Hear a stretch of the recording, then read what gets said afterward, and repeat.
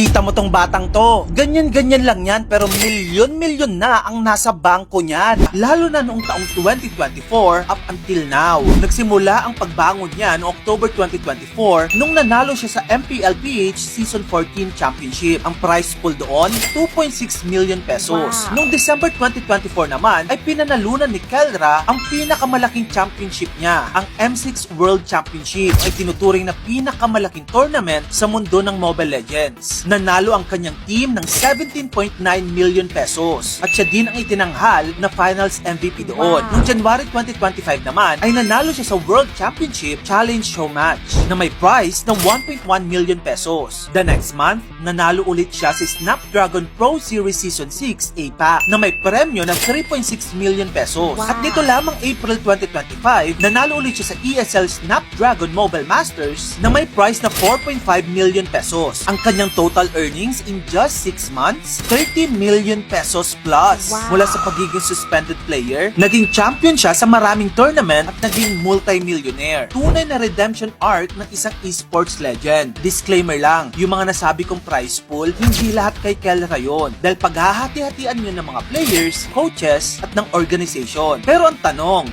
magkano na nga ba ang estimated na kabuuang net worth ni Kelra ngayon? Grand Kelra Pelias is now worth an estimated 66 million pesos. Wow.